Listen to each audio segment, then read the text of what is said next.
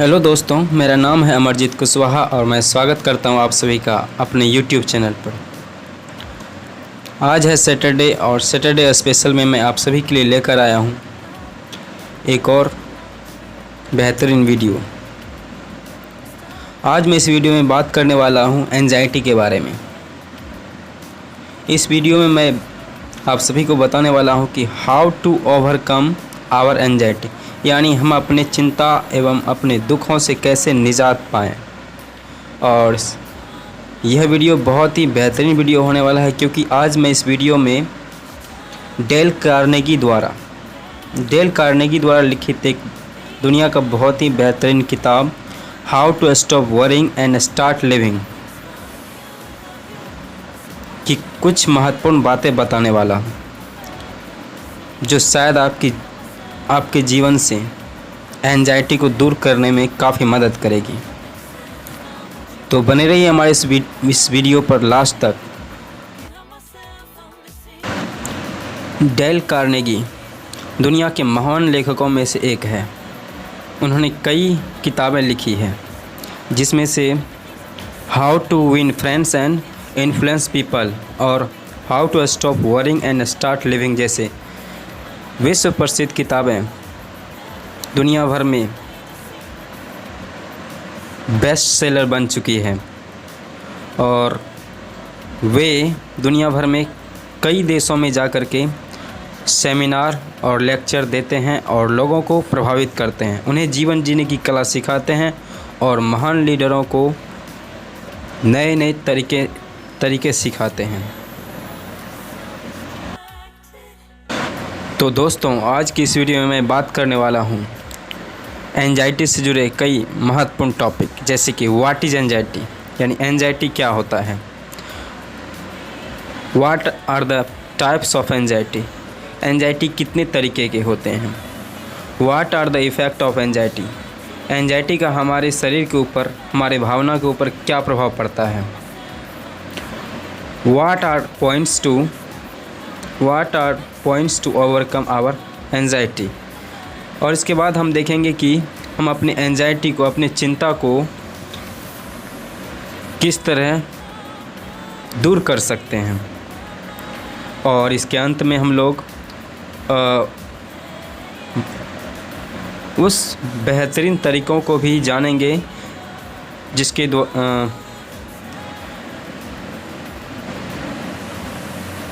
और अंत में हम लोग चिंता दूर करने का सबसे बेहतरीन तरीका को जानेंगे, जो डेल कार्नेगी ने अपनी पुस्तक how to stop worrying and start living में दिया है। तो चलिए स्टार्ट करते हैं और आगे बढ़ते हैं।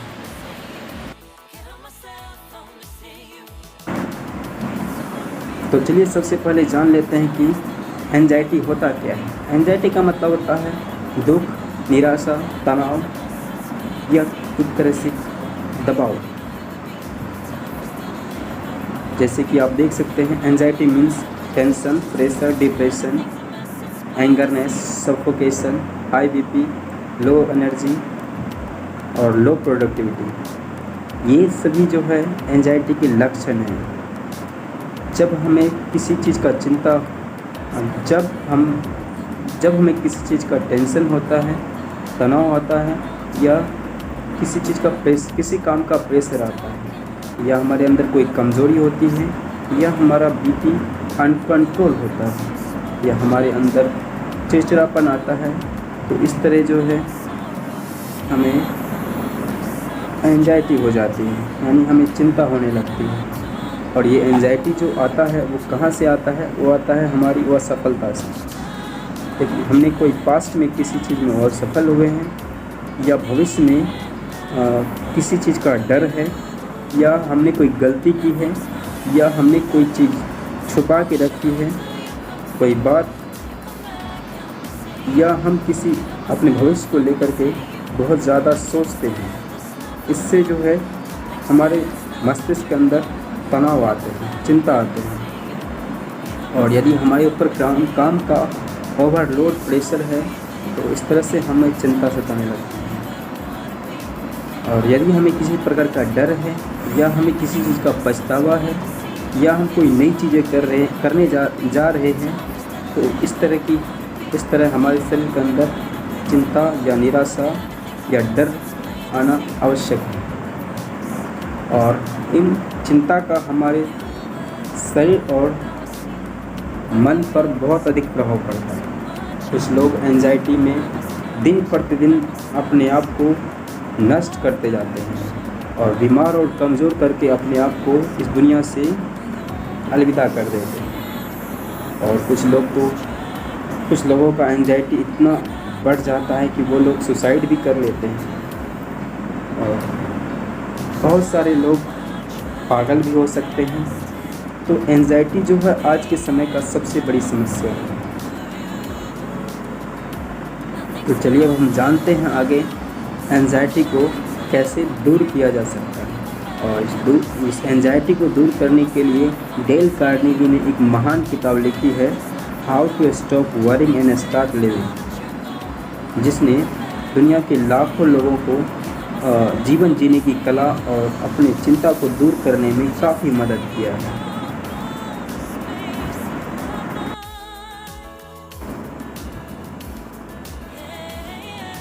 चिंता और निराशा से मुक्त होने का सबसे पहला तरीका है कि आपके साथ पास्ट में जो कुछ भी हुआ है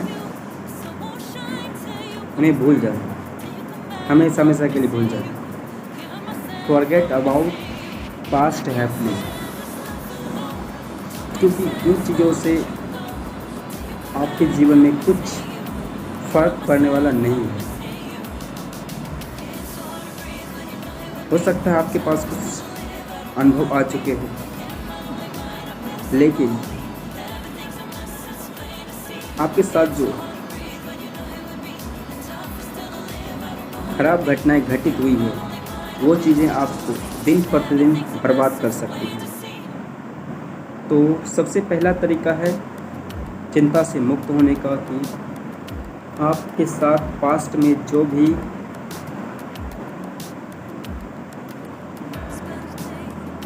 गलत हुए हैं उन सभी चीज़ों को भूल जाएं, उनको बार बार अपने मस्तिष्क में ना लाएं। यह चीज़ें आपको मानसिक और शारीरिक रूप से कमज़ोर बनाए। हो सकता है ये आपको पागल भी बना दे और आपके भविष्य में बाधा भी बने। तो अपने पास्ट के बारे में सोचना आज से और अभी से बंद करें। जो हो गया है उसे स्वीकार कर लें। स्वीकार करना ही किसी दुर्भाग्य के परिणामों से उबरने का सबसे पहला कदम है। हिंदी में भी एक बहुत ही प्रसिद्ध दोहा है, बीती ताही बिसारी, जो बीत गया सो बात गई। तो आगे डेल कार्नेगी जी कहते हैं कि बचपन में मैं अपने दोस्तों के साथ उत्तर पश्चिम मिसूरी में लकड़ी के एक पुराने सुने घर की अटारी में खेल रहा था। अटारी से नीचे उतरते हुए मैंने एक पल के लिए खिड़की की मुंडेर पर अपने पैर रखे और फिर कूद गया। मेरे बाएं हाथ की तर्जनी उंगली पर एक अंगूठी थी और जब मैं कूदा तो अंगूठी एक कील में फंस गई और इससे उंगली कट गई। मैं चीख रहा था, आतंकित था। मुझे यकीन था कि मैं मरने वाला था, परंतु हाथ का घाव भर जाने के बाद अब मैं एक पल के लिए भी उसके बारे में नहीं सोचता। उसकी चिंता करने से क्या फ़ायदा, जो हो गया उसे मैंने स्वीकार कर लिया। अब अक्सर महीनों तक मेरे दिमाग में यह विचार नहीं आता है कि मेरे बाएं हाथ में सिर्फ 3 उंगलियां और एक अंगूठा है। आगे डेल कार्नेगी जी उदाहरण देते हैं एक लिफ्ट मैन का। कहते हैं, कुछ साल पहले मैं एक आदमी से मिला जो न्यूयॉर्क के ऑफिसों की इमारतों में लिफ्ट चलाता था। मैंने देखा कि उसका बायां हाथ कलाई के पास से कटा हुआ है। मैंने उससे पूछा कि क्या कटे हाथ के कारण आपको कोई परेशानी होती है? तो उसने मुस्कुराते हुए जवाब दिया, अरे नहीं, मेरा इस तरफ ध्यान ही नहीं जाता। मैंने शादी नहीं की है और मुझे अपने कटे हाथ की चिंता सिर्फ तभी होती है जब मुझे सुई में धागा पिरोना होता है। यह कितना आश्चर्यजनक है कि अगर हमें करना ही पड़े तो हम किसी भी स्थिति को कितनी जल्दी स्वीकार कर सकते हैं और उसे भूल सकते हैं। मैं अक्सर एम्स्टर्डम हॉलैंड के 15वीं सदी के एक गिरजाघर के अवशेष पर टंगे सूत्रवाक्य के बारे में सोचता हूँ। यह सूत्रवाक्य फ्लेमिश भाषा में लिखा हुआ है और इसमें लिखा है कि यह जो हो चुका है वह बदल नहीं सकता है। जब आप और मैं आगे के दशकों में जाएंगे तो मैं ऐसी बहुत सी अप्रिय स्थितियों का सामना करना पड़ेगा जो ऐसी ही होंगी, वे बदल नहीं सकते। हमारे पास विकल्प है, या तो हम उन्हें अवश्यंभावी मानकर स्वीकार कर लें और उनके साथ समझौता करें, या फिर हम विद्रोह करके अपनी ज़िंदगी बर्बाद कर लें और शायद खुद को नर्वस ब्रेकडाउन का शिकार बना लें। आगे डेल कार्नेगी उदाहरण देते हैं एलिजाबेथ कैनली का। एलिजाबेथ कैनली ने वह सीखा जो हम सभी को जल्दी या देर से सीखना पड़ता है, कि हमें अवश्यंभावी को स्वीकार करना चाहिए और उसके साथ सहयोग करना चाहिए। यह हो चुका है, यह बदल नहीं सकता। यह सबक सीखना आसान नहीं है। सिंहासन पर बैठे सम्राटों को भी खुद को इसका महत्व बार बार याद दिलाना पड़ता है। जॉर्ज परचम ने बकिंगम पैलेस की अपनी लाइब्रेरी की दीवार पर इन शब्दों को लिखवा कर टांग रखा था, मुझे सिखाएं कि मैं चांद को हासिल करने के लिए या नाली में गिर गए दूध के लिए ना रहूं। इस तरह का विचार शोपेनहावर ने भी ऐसे व्यक्त किया था। जीवन की यात्रा में पर्याप्त मात्रा में संतोष का होना सबसे अधिक महत्व की बात है। यह स्पष्ट है कि केवल परिस्थितियां ही हमें दुखी या सुखी नहीं बना सकती। इन परिस्थितियों के प्रति हमारा नज़रिया क्या है, इसी से हमारी भावनाएं तय होती है। ईसा मसीह ने भी कहा था, स्वर्ग का साम्राज्य आपके भीतर है और नरक का साम्राज्य भी आपके भीतर है। अगर हमें झेलना ही पड़े तो हम सभी विपत्तियां और दुखों को झेल सकते हैं और उन पर विजय पा सकते हैं। हालांकि हमें ऐसा नहीं लगता है कि हम ऐसा कर सकते, परंतु हमारे पास ऐसी आश्चर्यजनक आंतरिक शक्तियाँ होती हैं जो हमें हर मुसीबत के पार ले जा सकती है, बशर्ते हम उनका प्रयोग करें। हम अपने आप को जितना शक्तिशाली समझते हैं, दरअसल हम उससे ज़्यादा शक्तिशाली हैं। स्वर्गीय बूथ टॉर्किंगटन हमेशा कहा करते थे, मैं ज़िंदगी में बुरी से बुरी परिस्थितियों सहन कर सकता हूँ, सिवाय एक चीज़ के, अंधापन। मैं उसे सहन नहीं कर पाऊँगा। परंतु 60 की उम्र के करीब एक दिन टॉर्किंगटन ने जब फर्श के गलीचे की तरफ देखा तो रंग धुंधले नज़र आ रहे थे। उन्हें साफ दिखाई नहीं दे रहा। वे डॉक्टर के पास गए। उन्हें यह दुखद सच्चाई पता चली कि धीरे धीरे उनकी आंखों की रोशनी जा रही थी। एक आंख की रोशनी लगभग पूरी तरह चली गई थी और दूसरी आंखों की जाने वाली थी। जिस बात का उन्हें सबसे ज़्यादा डर था वही अब उनके साथ हो रहा था। और टॉर्किंगटन ने इस दुखद विपत्ति का सामना किस तरह किया? क्या उन्होंने यह कहा, लो यह हो गया, अब तो मेरी ज़िंदगी समाप्त हो गई? नहीं, उन्हें खुद आश्चर्य हुआ कि उन्होंने इस बात को मजाक के ढंग से लिया। उनका हास्य बहुत जागृत हो गया। तैरते हुए धब्बे उन्हें परेशान करते थे। वे उनकी आँखों के सामने तैरते हुए आते थे और उनकी वजह से उन्हें दिखाई देना बंद हो जाता था। परंतु जब सबसे बड़ा धब्बा उनकी आँखों के सामने से तैरता हुआ गुजरता था तो वे कहा करते थे, आहा दादाजी फिर आ गए। क्या पता वे इतनी सुबह सुबह कहाँ जा रहे हैं। किस्मत इस तरह के इंसान को किस तरह हरा सकती है? जवाब है, किस्मत ऐसे इंसान को नहीं हरा सकती। जब टॉर्किंगटन पूरी तरह अंधे हो गए तो उन्होंने कहा, मैंने पाया कि मैं अंधेपन को उसी तरह झेल सकता हूँ जिस तरह कोई भी आदमी किसी परिस्थिति को झेल सकता है। अगर मेरी पांचों इंद्रियां भी नष्ट हो जाए तो भी मैं जानता हूँ कि अपने मस्तिष्क के भीतर जीवित रह सकता हूँ, क्योंकि मस्तिष्क में ही हम देखते हैं, जीते हैं, चाहे हम यह बात जानते हो या ना जानते हो। आंखों की रोशनी वापस लाने के लिए टॉर्किंगटन को 1 साल में 12 से अधिक ऑपरेशन करवाने पड़े, वह भी स्थानीय एनेस्थेसिया की मदद से। क्या वे इस बात पर गुस्सा हुए? वे जानते थे कि उनके बिना कोई चारा नहीं था। वे जानते थे कि इससे बचा नहीं जा सकता है। इसलिए कष्ट को कम करने का एकमात्र तरीका यही था कि गरिमा के साथ इनका सामना किया जाए। उन्होंने अस्पताल में प्राइवेट कमरा लेने से इनकार कर दिया और वार्ड में रहना पसंद किया, जहां वे अपनी ही तरह के बीमार लोगों के साथ रह सके। उन्होंने उनका दिल बहलाने की कोशिश की जब उन्हें बार बार होने वाले ऑपरेशनों का सामना करना पड़ा और वे पूरी तरह जागरूक थे कि उनकी आंखों के साथ क्या किया जा रहा था। तो उन्होंने यह याद करने की कोशिश की कि वे कितने खुशनसीब थे। उन्होंने कहा, कितना अद्भुत है कि विज्ञान के पास अब इतनी निपुणता है कि यह इंसान की आंख जैसी नाजुक चीज़ का ऑपरेशन कर सकता है।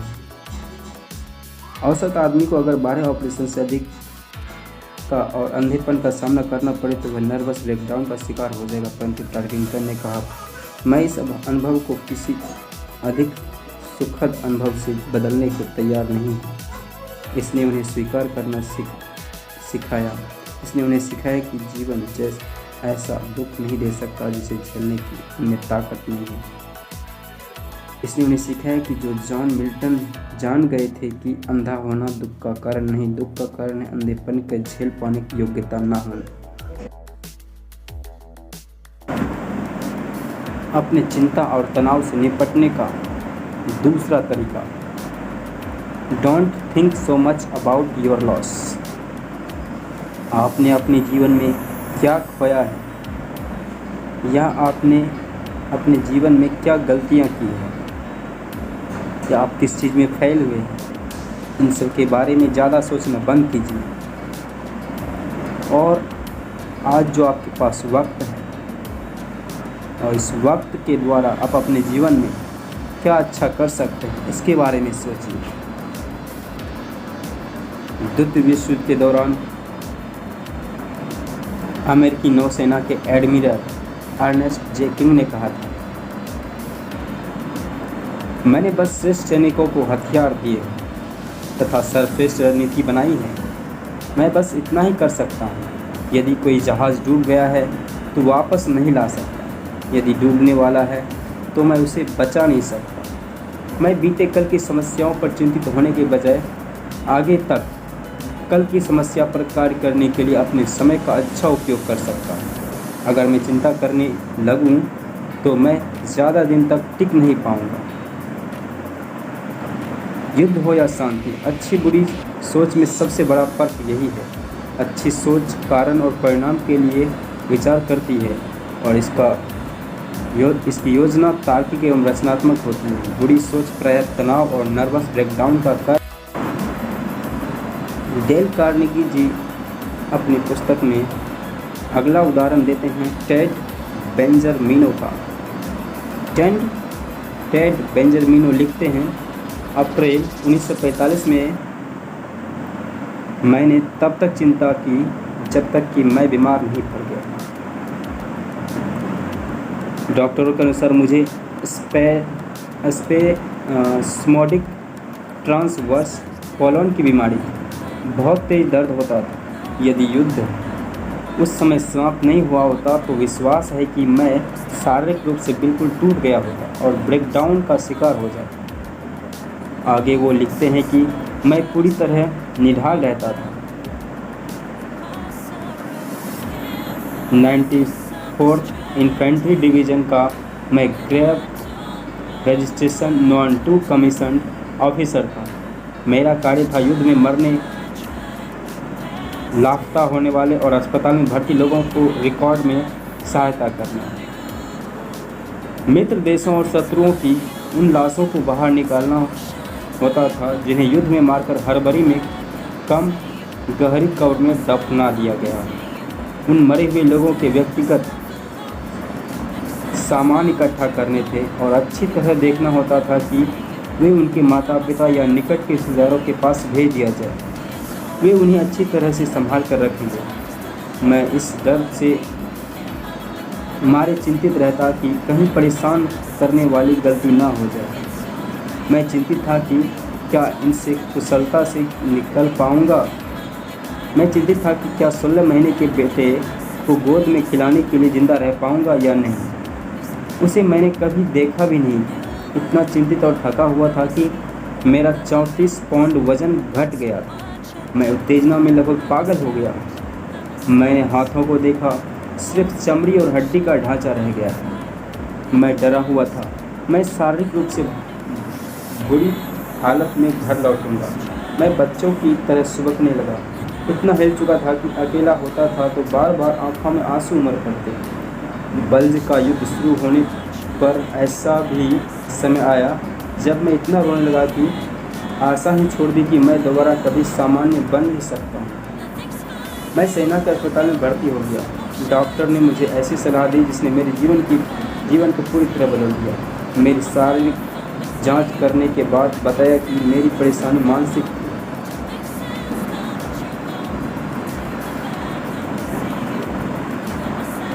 मेरे डॉक्टर ने मुझे बतलाया कि टेड, मैं चाहता हूं कि तुम मान लो कि तुम्हारी ज़िंदगी रेत घड़ी की तरह है।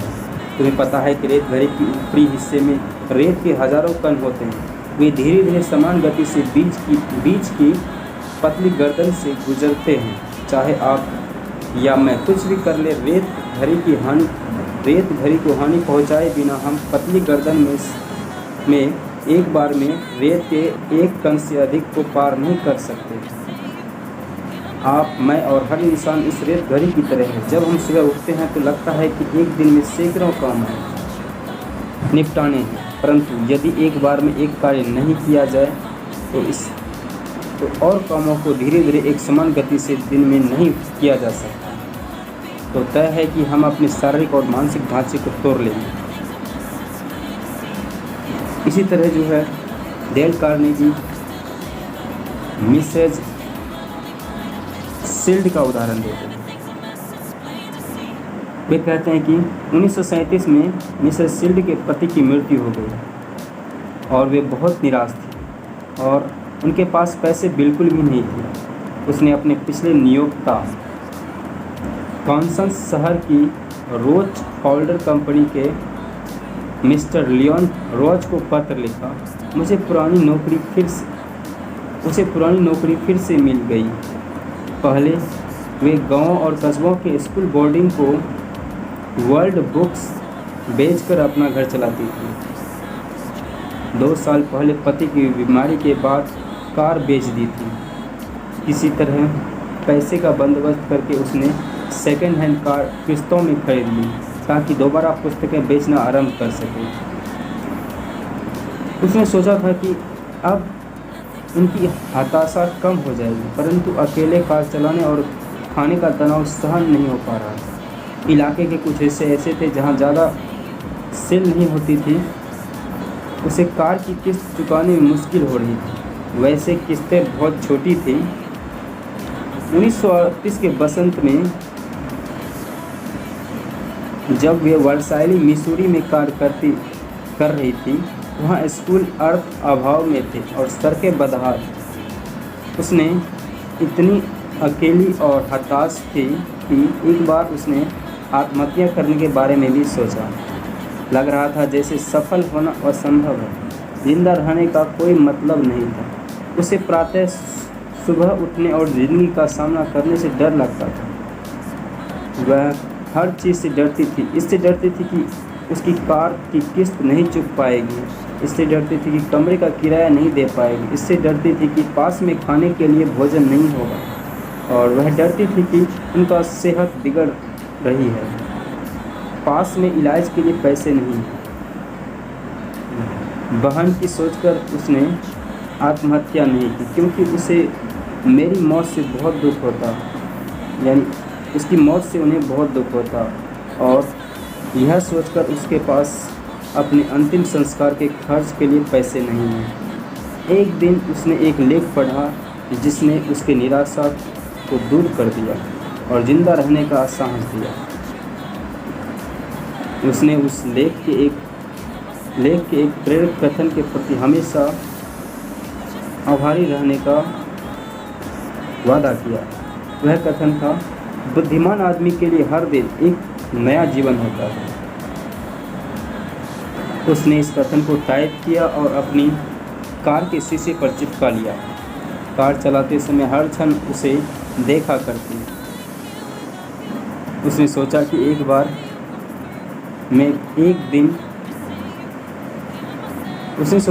बार में एक दिन जिंदा रहना इतना कठिन नहीं था।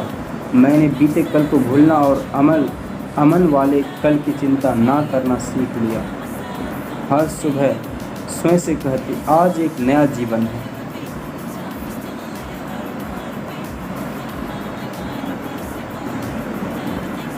आगे डेल कार्नेगी जी उदाहरण देते हैं एडवर्ड इवांस का। गरीबी में बड़े हुए एडवर्ड इवान ने पहले तो अखबार बेचकर और फिर एक किराने की दुकान में क्लर्क की नौकरी करके पैसे कमाए।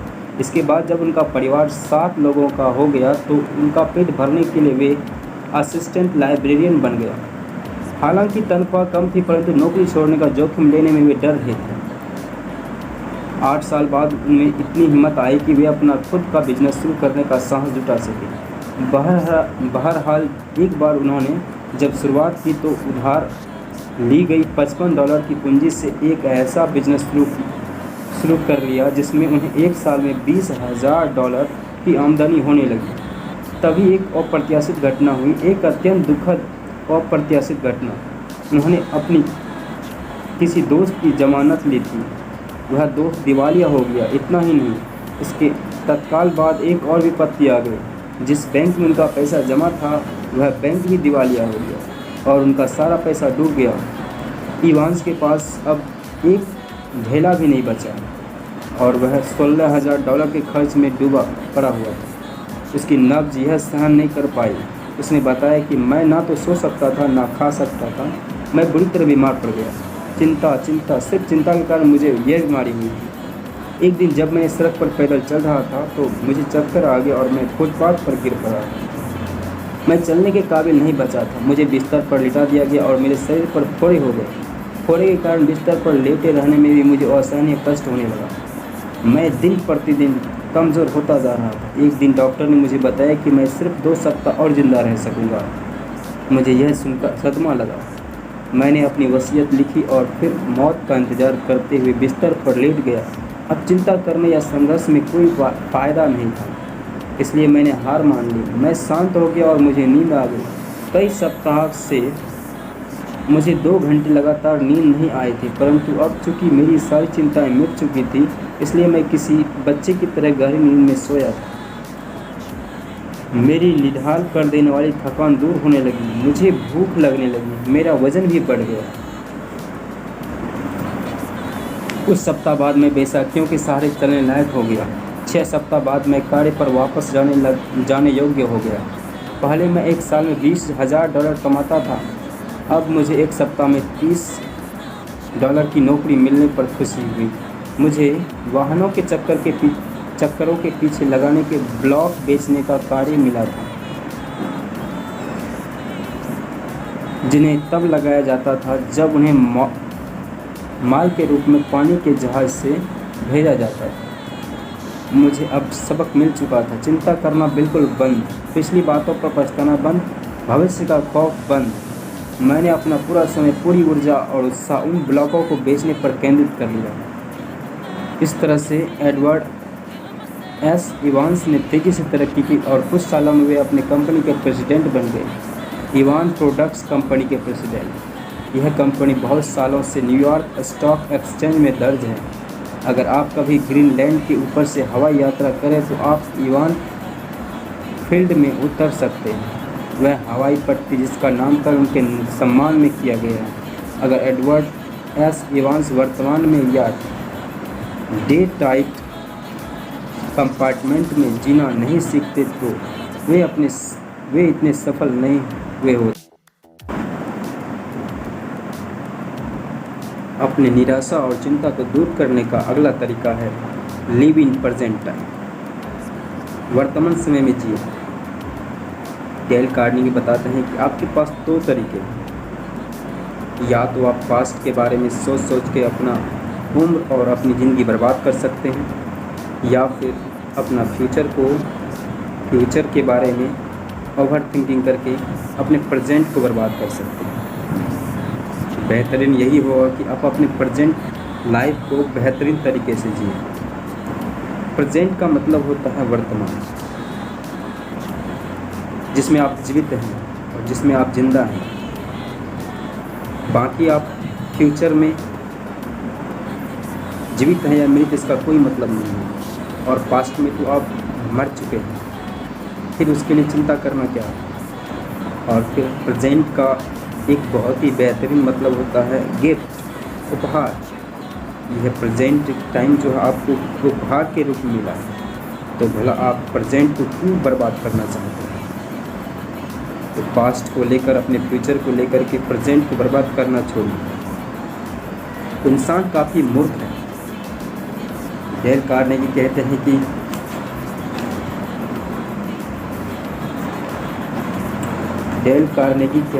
कि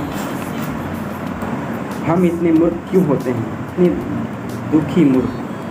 कितनी अजीब है जीवन की यात्रा। इंसान के स्वभाव की बहुत बड़ी मजबूरी है कि वह जिंदगी को जीने से कतराता है।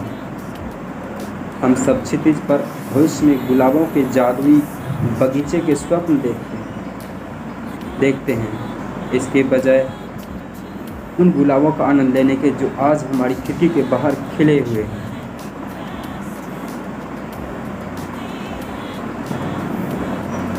आगे डेल कार्नेगी उदाहरण देते हैं स्टीफन लीकॉक,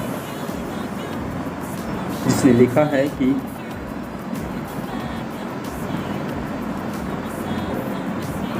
जीवन की यात्रा कितनी अजीब है।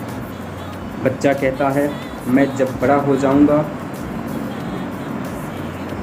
और जब वह बड़ा हो जाता है तो वह बड़ा होने पर कहता है मैं जब कमाने लगूंगा। और इसी तरह जब वह कमाने लगता है तो वह कहता है जब मेरी शादी हो जाएगी। और फिर जब उनकी शादी हो जाती है तो क्या फ़र्क पड़ता है। विचार बदलते जाते हैं। हर समय किसी न किसी तरह की चिंता उन्हें डराती रहती है। आगे वो सोचते हैं जब मैं रिटायर हो जाऊंगा। जब रिटायरमेंट आता है तो वह पीछे मुड़कर अपनी जीवन यात्रा को देखता है और उसे ठंडी हवा से सिहरन होती है। ना जाने कैसे उसने वो सब समय बर्बाद कर दिए अपने फ्यूचर को झांकते और जीवन पीछे छूट गया। बहुत देर बाद इंसान को समझ आता है कि उन्होंने ज़िंदगी के बहुत ही खूबसूरत पल ऐसे ही बर्बाद कर दिए। इसलिए हमें हर दिन हर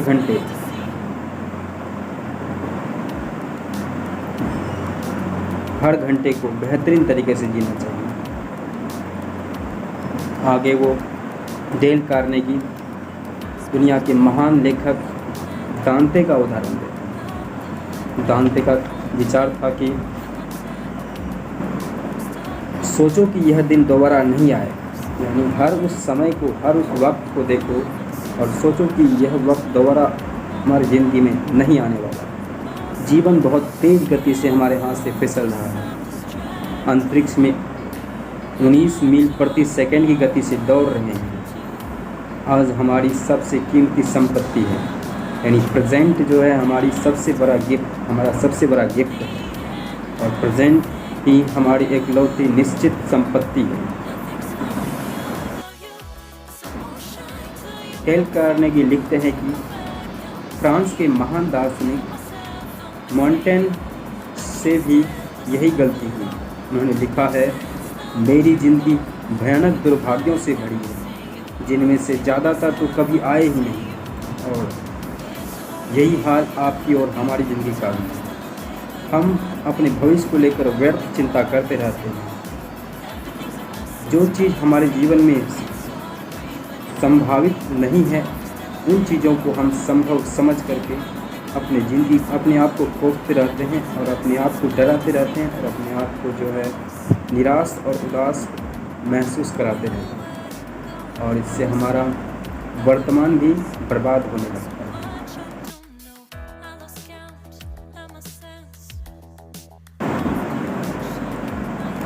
आगे डेल कार्नेगी जी कहते हैं कि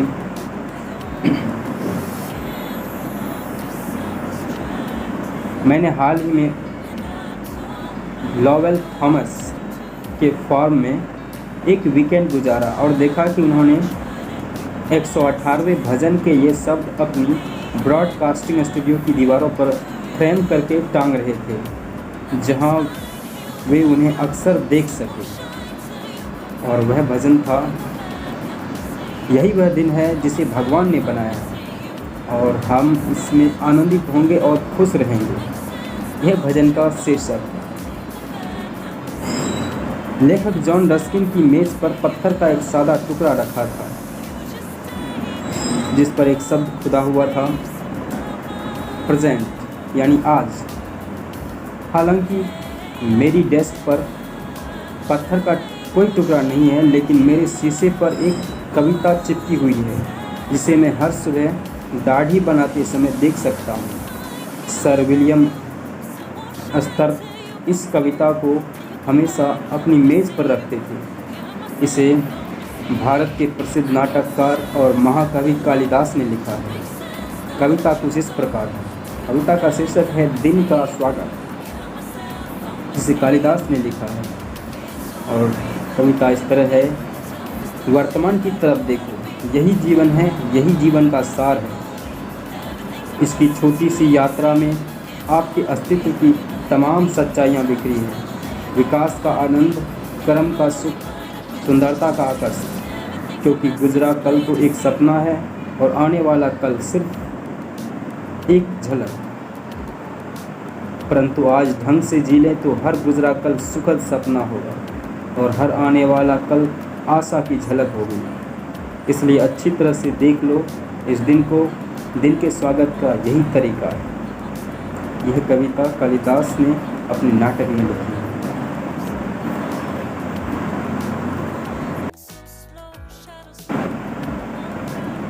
चिंता और निराशा दूर करने का चौथा तरीका है, be optimistic and believe in fact. तो डेल कार्नेगी जी कहते हैं कि हमें ऑप्टिमिस्टिक यानी जीवन के प्रति आशावान होना चाहिए, हमें आशावादी होना चाहिए। हो सकता है पास्ट में हमारे साथ बहुत बुरा हुआ हो या पास्ट में हमने बहुत कुछ खोया हो, तो हमें यह उम्मीद रखना चाहिए कि भविष्य में सब कुछ ठीक हो जाएगा। और इसके साथ ही वो कहते हैं हमें अपने भाग्य पे भी विश्वास रखना चाहिए, वो सब कुछ ठीक कर देगा। और इसी के साथ डेल कार्नेगी जी बाइबिल के एक प्रार्थना का उदाहरण देते हुए कहते हैं कि ईसा मसीह ने अपने शिष्यों को एक बार समझाया था कि वे चिंता से कैसे दूर रहे। तो प्रार्थना इस तरह थी, अपने जीवन के बारे में चिंता मत करो कि तुम क्या खाओगे, क्या पियोगे। ना ही अपने शरीर की चिंता करो कि तुम क्या पहनोगे। क्या जीवन सिर्फ देह से अधिक नहीं है और क्या शरीर आवरण से अधिक नहीं है। हवा में उड़ते पक्षियों को देखो, वे बोते नहीं हैं, वे फसल काटते भी नहीं हैं, ना ही वे खलिहानों में अनाज इकट्ठा करते हैं। फिर भी स्वर्ग में बैठा परमेश्वर उनका पेट पालता है। क्या वे तुमसे बेहतर हैं? परंतु पहले तुम भगवान का साम्राज्य, उनकी धार्मिकता को खोजो और यह सब चीज़ें तुम्हें मिल जाएगी। और डेल कार्नेगी कहते हैं, जब मैंने यह प्रार्थना की और ये सब पढ़े तो एक चमत्कार हो, मेरा तनाव गायब हो गया। मेरी चिंताएं, डर और तनाव अब साहस, आशा और विजयी आस्था में बदल गया। मैं खुश था, हालांकि अब भी मेरे पास अपने होटल का बिल चुकाने का पैसा नहीं था। मैं बिस्तर पर लेटा और मुझे गहरी नींद आई और मैं बेफिक्री से सोया, जो कई सालों से ऐसा नहीं हुआ। अगली सुबह मुझे अपने संभावित ग्राहकों के ऑफिस खुलने का इंतज़ार नहीं हो रहा। उस सुंदर, ठंडे और बारिश भरे दिन में मैं साहसिक और सकारात्मक कदमों से अपने पहले संभावित ग्राहक के ऑफिस के दरवाजे तक पहुंचा। मैंने दरवाजे का हैंडल दृढ़ और स्थिर तरीके से पकड़ के साथ घुमाया। अंदर घुसने के बाद मैंने सिर ऊंचा करके और उचित सम्मान व मुस्कुराहट के साथ ऊर्जावान तरीके से अपने ग्राहक की तरफ बढ़ा और बोला, गुड मॉर्निंग मिस्टर स्मिथ, मैं all American law book company of John R Anthony हूँ। उसने जवाब दिया, अरे हाँ। उसने मुस्कुराते हुए जवाब दिया और वह अपनी अपना हाथ बढ़ाते हुए अपनी कुर्सी से उठा। मुझे आपसे मिलकर बहुत खुशी हुई, बैठिए। मैंने उस दिन इतनी ज़्यादा पुस्तकें बेची जितनी कई सप्ताह में नहीं बेची थी। उस शाम को मैं अपने होटल में किसी विजेता हीरो की तरह गर्व से लौटा। मुझे ऐसा लग रहा था जैसे मैं अब नया इंसान बन गया, और मैं सचमुच नया बन गया था, क्योंकि मेरा मानसिक नज़रिया नया और विजयी बन चुका था।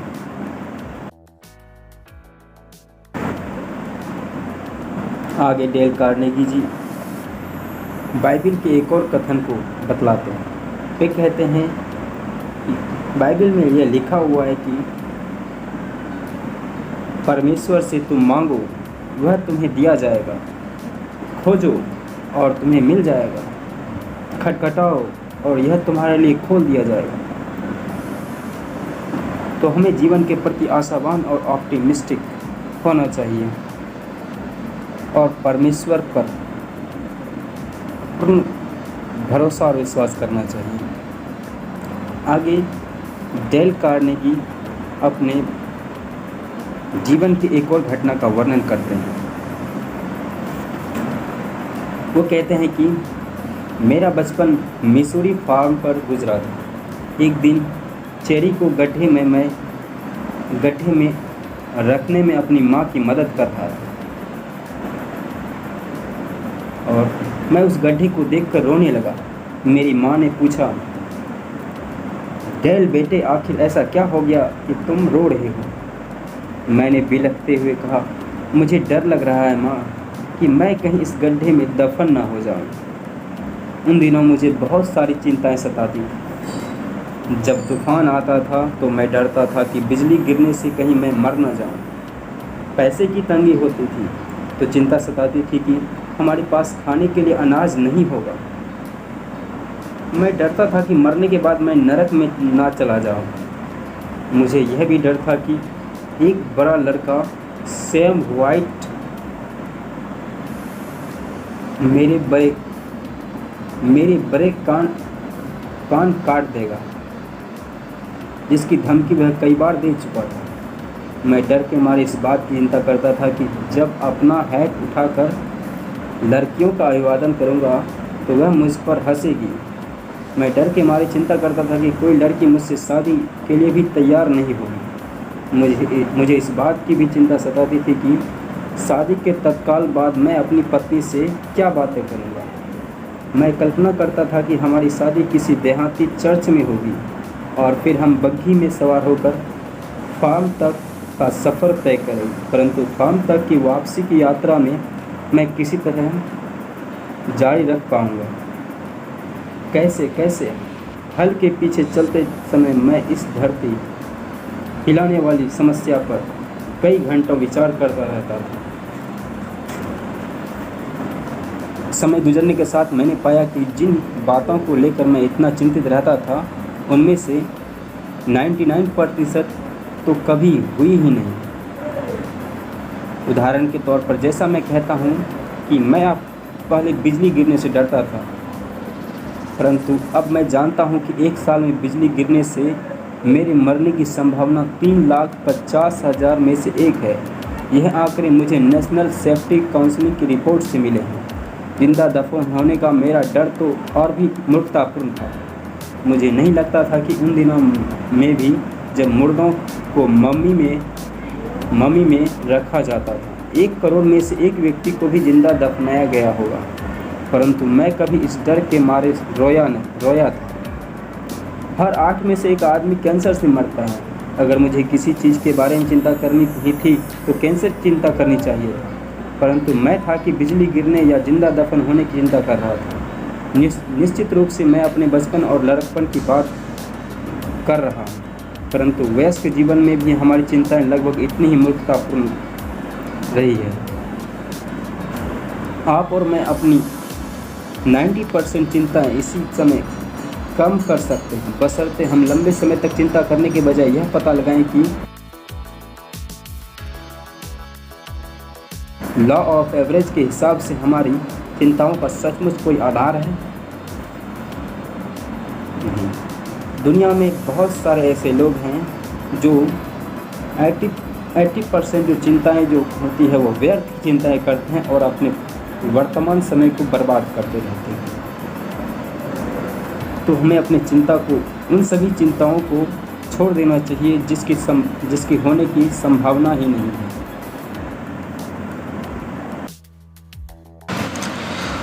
तो चलिए अब हम आगे जानते हैं मैरियल जे डगलस के जीवन की इस घटना से कि वो किस तरह अपने आप को व्यस्त रख के अपनी चिंता से मुक्त रही।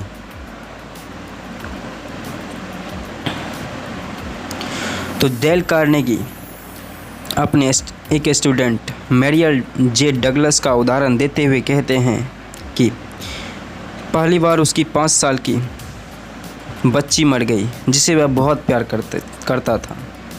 उसने और उसकी पत्नी ने सोचा कि वे इस दुख को सहन नहीं कर पाएंगे, परंतु जैसा उसने बताया 10 महीने बाद भगवान ने उन्हें एक और बेटी दी, लेकिन वह 5 दिन में ही चल बसी। यह दोहरा हादसा लगभग असहनीय था। मैरियल ने कहा, मैं इसे नहीं झेल पाया। मैंने तो सोचा मैं ना तो सो पाता था, ना खा पाता था, और ना ही चैन से बैठ पाता था, और ना ही आराम कर पाता था। मेरी हिम्मत टूट चुकी थी और मेरा आत्मविश्वास समाप्त हो गया था। आखिरकार वह डॉक्टरों के पास गया। एक ने उसे नींद की गोलियां दी, दूसरे ने सुझाव दिया कि वह कहीं बाहर घूमने चला जाए। उसने दोनों ही तरीके आजमाए, परंतु किसी से भी फ़ायदा नहीं हुआ। ऐसा लग रहा था जैसे मेरा शरीर किसी शिकंजे में जकड़ा हो और वह लगातार कसता जा रहा है। दुख का तनाव तो आप समझ सकते हैं कि उसका क्या मतलब था, परंतु भगवान की कृपा से मेरा एक बच्चा जीवित था, मेरा 4 साल का पुत्र। उसने मेरी समस्या सुलझा दी। एक दोपहर जब मैं दुख में डूबा था तो उसने कहा, डैडी मेरे लिए एक बोट बना दो। बोट बनाने का मेरा कतई मूड नहीं था। सच तो यह था कि मेरा मूड कुछ भी करने का नहीं था, परंतु मेरा बेटा जिद्दी किस्म का है और मुझे आखिरकार हार माननी पड़ी। उसकी टॉय बोट बनाने में मुझे 3 घंटे लगे। जब मैं बोट पूरी बना ली तब जाकर मुझे एहसास हुआ कि दरअसल महीनों की चिंता के बाद मुझे पहली बार इस 3 घंटों में इतनी शांति और मानसिक राहत मिली थी। तो डेल कार्नेगी कहते हैं, इस तरह से मैरियल जे डगलस ने अपने चिंता से निजात पाई। तो ठीक इसी प्रकार हम लोग भी अपने आप को किसी रचनात्मक कार्य में व्यस्त रख के अपनी चिंताओं को दूर कर सकते हैं। इसके साथ डेल कार्नेगी एक और उदाहरण देते हैं। द्वितीय विश्व युद्ध के दौरान अमेरिका के राष्ट्रपति विंस्टन चर्चिल जब युद्ध के दौरान एक दिन में 18 घंटे कार्य किया करते थे, तभी उनसे किसी ने पूछा कि क्या वे अपनी भारी भरकम जिम्मेवारियों को लेकर चिंतित होते हैं। तो उसने बहुत ही सुंदर जवाब दिया। उसने कहा, मैं बहुत व्यस्त हूँ, मेरे पास चिंता करने की फुर्सत नहीं है। तो चार्ल्स विंस्टन चर्चिल ने जो है अपने आप को व्यस्त रख करके अपनी चिंता से मुक्त रहा।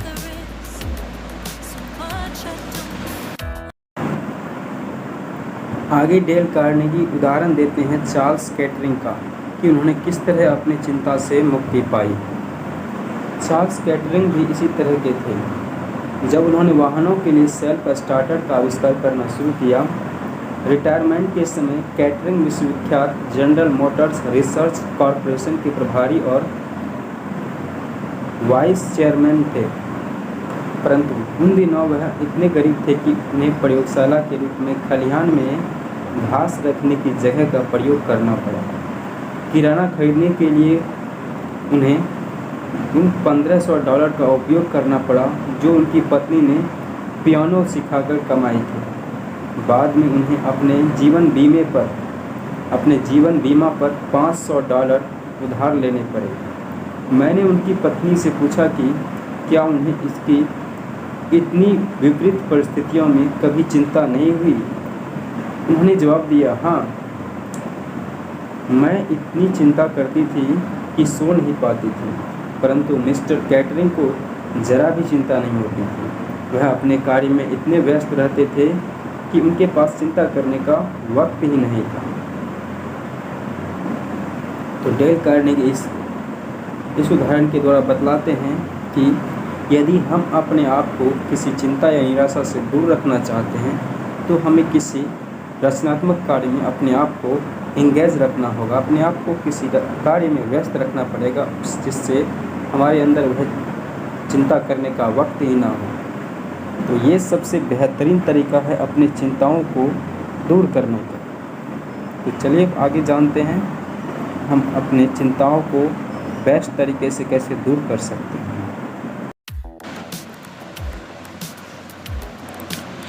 डेल कार्नेगी कहते हैं कि दुखी होने का रहस्य यह है कि आपके पास चिंता करने का ढेर सारा समय है। तो वे इनका अगला जो उपाय बतलाते हैं चिंता दूर करने का, वो कहते हैं कि अपने आप को व्यस्त रखिए, इससे आपको आपसे चिंता और दुख कोसों दूर रहेंगे। और वो यह भी कहते हैं कि हमें ज़्यादातर चिंता और निराशा उस समय होती है जिस समय हम खाली बैठते हैं। मनोचिकित्सक का कहना है कि 80% लोग जो होते हैं जो दुखी और चिंता को महसूस करते हैं वो होता है शाम का वक्त, यानी सोने से पहले, जिस समय वे दिन भर के काम से निजात पाकर अपने बिस्तर पर जाते हैं। उस समय वो घोर निराशा और चिंता को महसूस करते हैं। तो इसी को समझाते हुए डेल कार्नेगी कहते हैं कि फिजिक्स में एक रूल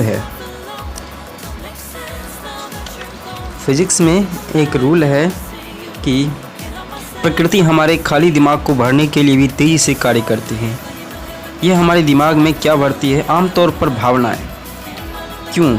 क्योंकि चिंता, डर, नफरत, ईर्ष्या और जलन की भावनाएं बहुत प्रबल और आदिकाल से चली आ रही है। प्रचुर ऊर्जावान भावनाएं हैं। ये भावनाएं इतनी प्रबल होती हैं कि वे हमारे दिमाग में शांतिपूर्ण सुखद विचार और भावनाओं को बाहर खदेड़ देती है।